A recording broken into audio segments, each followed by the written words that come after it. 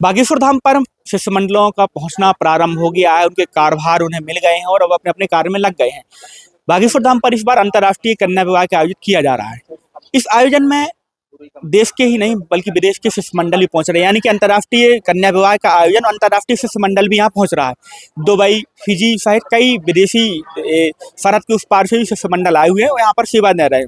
हमारे साथ जो इस कार्यक्रम के प्रभारी है, पिछले कई कार्यक्रमों के प्रभारी रहे एडवोकेट जो धीरेन्द्र गौर जी हैं, उनसे हम बात करेंगे कहाँ कहाँ के शिष्टमंडली पहुंची हुई है, कितनी संख्या में पहुंची हुई है, क्या क्या कार्यभार दिए गए हैं और अभी कहाँ तक काम पहुंचा हुआ है। कन्या विवाह की जो उपहार सामग्री या जो मंडप की सामग्री, जो मंडप का कार्य है, उनसे हम पूरी जानकारी लेंगे। जी भाई साहब, पहले तो आप कहाँ के मंडल इस बार 300 कन्या विवाह में पहुंचे हैं, कितनी संख्या में पहुंचे, कितनी शाखा में बांटा गया? श्री सीताराम। इस बार जो व्यवस्था है सप्तम कन्या विवाह उत्सव में, इसमें लगभग हमारे पास मंडलों के 12,000 सेवादार सेवा दे रहे हैं। लगभग 70 मंडल जो यहाँ पर सहभागिता रखते हैं, अपनी सेवा भाव से आते हैं और पूजनीय गुरुदेव के संकल्प में सहभागी बनते हैं।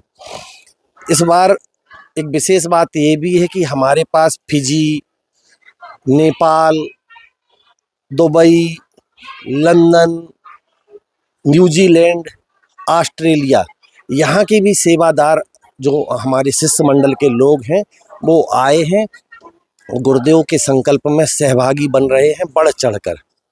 कहाँ कहाँ ड्यूटी लगाई गई है और अभी उपहार सामग्री लगाने का भी काम लगातार जारी है, मंडप भी बन रहे हैं, तो कैसा माहौल है अभी? क्योंकि कल हल्दी मेहंदी के कार्यक्रम शुरू हो जाएंगे।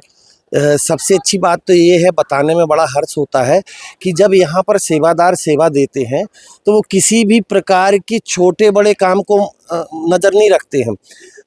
चार्टर्ड अकाउंटेंट, डॉक्टर, वकील, इंजीनियर और अपने बहुत सफल व्यवसायी यहाँ आकर आप अभी देख रहे हैं। इस प्रकार दहेज का जो सामान, उपहार का जो सामान लग रहा है, इस उपहार में मेहनत का कार्य करते हैं। चाहे वो साफ सफाई की व्यवस्था हो, चाहे वो पार्किंग की व्यवस्था हो, चाहे वो भंडारे की व्यवस्था हो। भंडारा हमारे लिए एक बहुत बड़ा विषय होता है, क्योंकि लगभग भंडारे में 2 से 3 लाख लोग प्रतिदिन भंडारा पाते हैं।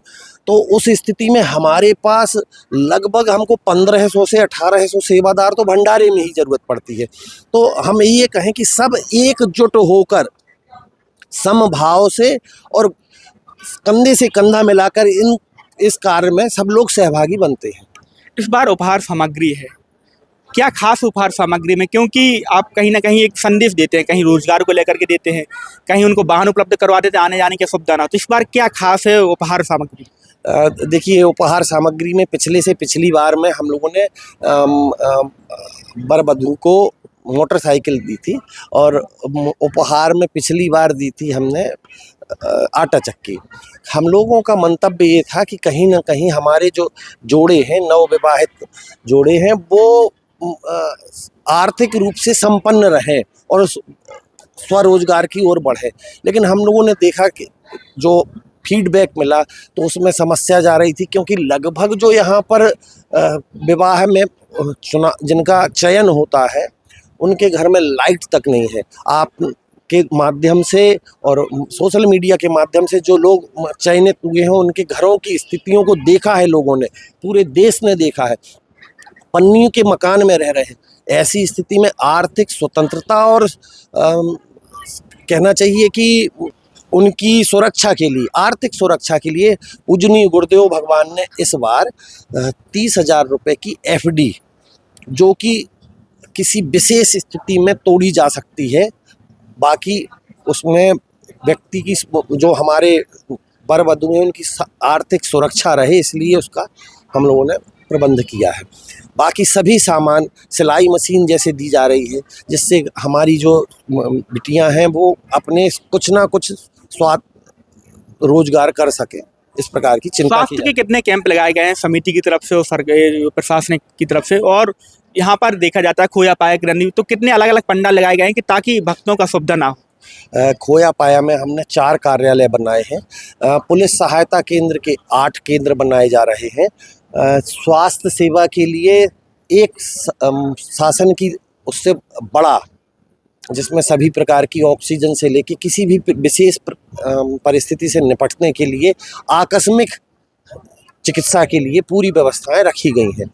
और इसी प्रकार हमारी बागेश्वर जन सेवा समिति की तरफ से 3 और स्वास्थ्य शिविर लगाए जा रहे हैं। हमारे साथ कार्यक्रम प्रभारी धीरेन्द्र गौर जी थे। आपको बता दें कि बागेश्वर धाम कन्या विवाह के साथ साथ उन बेटियों का बाद में भी ख्याल रखता है, उन बेटियों की बाद में भी जानकारी रखता है कि आगे जैसे पिछली बार चक्की दी गई थी तो उन समिति ने जानकारी लगाई कि चक्की तो हमने दी है लेकिन कई घरों में लाइट की व्यवस्था नहीं है, तो उसको देखते हुए इस बार समिति ने 30,000 की FD का तय किया। महाराज जी ने फैसला लिया कि हम प्रत्येक बच्ची को कोई उपहार सामग्री ना दे करके 30,000 की उपहार सामग्री के साथ 30,000 की FD अलग से देंगे, ताकि उनके भविष्य में कभी भी उन्हें कोई दिक्कत हो, कभी भी इमरजेंसी में कुछ जरूरत पड़े तो उस FD को तोड़ करके उस पैसे का उपयोग कर सके। तो बागेश्वर धाम केवल कन्या को विवाह ही नहीं करता बल्कि उनके भविष्य की चिंता भी करता है, उनके रोजगार की चिंता भी करता है और उनके परिवार की भी चिंता करता है।